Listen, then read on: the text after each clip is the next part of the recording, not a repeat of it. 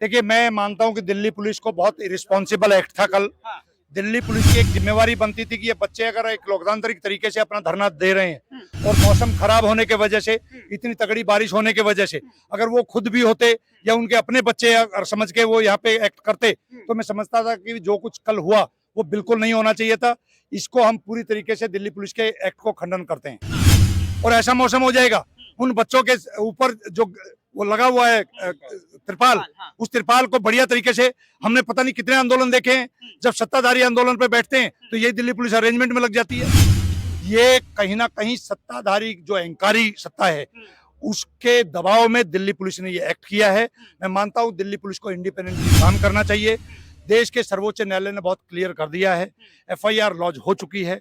उसकी मॉनिटरिंग के लिए, क्योंकि मजिस्ट्रेट कॉम्पिटेंट बॉडी अथॉरिटी है, तो नीचे की अदालतें, उसमें कानूनी लड़ाई हम लोग लड़ेंगे। इन बच्चों को पूरी तरीके से न्याय दिलवाएंगे। न्यायालय के पास बहुत लिमिटेड प्रेयर थी, उसके हिसाब से सर्वोच्च न्यायालय ने निर्णय लिया। सर्वोच्च न्यायालय के निर्णय से हम पूरी तरीके से सेटिस्फाइड हैं। नीचे की अदालतों के पास जो जो पावर्स हैं उसको हम अवेल करेंगे, और कहीं ना कहीं ब्रिजभूषण शरण को आज नहीं तो कल पाप का घड़ा उसका भर चुका है, उसको 100% जेल में जाना पड़ेगा। वो तो कह रहे हैं कि नरेंद्र मोदी जी और अमित शाह से पूछ के उसने अपराध किए थे क्या? ये जो अपराध किए हैं 40-40 एफआईआर हैं, गैंगस्टर एक्ट में उसके खिलाफ एफआईआर है। खुद उसने टीवी नेशनल। नमस्कार, मैं हूं आपके साथ गौरव राजेंद्र और आप देख रहे हैं संचार इंडिया। और इस वक्त जो है दिल्ली के जंतर मंतर पर मौजूद हूं, जो कि रात में चर्चा का विषय बन गया। दिल्ली पुलिस और पहलवानों के बीच में झड़प हुई, उसकी तस्वीरें देश ने देखी। लेकिन इस बार हमसे बातचीत करने के लिए हमारे साथ संजीव नसीर जी हैं, जो कि आपको बताएंगे कि किस तरीके से जो है सुप्रीम कोर्ट से भी आज जो है निचली अदालत में जाने को लिए कह दिया गया है। डीवाई चंद्रचूड़ ने कहा है कि सुरक्षा मिल गई है, अब जो है आप हाई कोर्ट जाइए। सर, क्या कहेंगे? सबसे पहले घटना रात के उस वक्त हुई जब दिल्ली पुलिस और जो पहलवानों के बीच में झड़प देखने को मिली। क्या कहेंगे? देखिए, मैं मानता हूं कि दिल्ली पुलिस को बहुत इरिस्पॉन्सिबल एक्ट था कल। हाँ। दिल्ली पुलिस की एक जिम्मेवारी बनती थी कि ये बच्चे अगर एक लोकतांत्रिक तरीके से अपना धरना दे रहे हैं और मौसम खराब होने के वजह से, इतनी तगड़ी बारिश होने की वजह से, अगर वो खुद भी होते या उनके अपने बच्चे अगर समझ के वो यहाँ पे एक्ट करते, तो मैं समझता था कि जो कुछ कल हुआ वो बिल्कुल नहीं होना चाहिए था। इसको हम पूरी तरीके से दिल्ली पुलिस के एक्ट को खंडन करते हैं। हाँ। लेकिन वो कह रहे थे कि मंजूरी नहीं थी कि आप जो है पलंग लेकर आए हैं और मंजूरी अचानक किसने से देनी है? पलंग यहाँ पर बिठा दें। मंजूरी किसने देनी है? मंजूरी मांगी, मंजूरी दे देते। आज ये बताइए कि किसी को पता था कि बारिश होगी और ऐसा मौसम हो जाएगा? उन बच्चों के ऊपर जो वो लगा हुआ है त्रिपाल, उस त्रिपाल को बढ़िया तरीके से, हमने पता नहीं कितने आंदोलन देखे हैं, जब सत्ताधारी आंदोलन पे बैठते हैं तो ये दिल्ली पुलिस अरेंजमेंट में लग जाती है। यहाँ पर उन बच्चों को उखाड़ने की साजिश रची गई। कुल मिला के जिस तरीके से आज पूरी दिल्ली ने देखा है और जिस तरीके से आपने जंतर मंतर देखा है, ये कहीं ना कहीं सत्ताधारी जो अहंकारी सत्ता है उसके दबाव में दिल्ली पुलिस ने ये एक्ट किया है। मैं मानता हूं दिल्ली पुलिस को इंडिपेंडेंटली काम करना चाहिए। देश के सर्वोच्च न्यायालय ने बहुत क्लियर कर दिया है, एफआईआर लॉन्च हो चुकी है। उसकी मॉनिटरिंग के लिए, क्योंकि मजिस्ट्रेट कॉम्पिटेंट बॉडी अथॉरिटी है, तो नीचे की अदालतें, उसमें कानूनी लड़ाई हम लोग लड़ेंगे।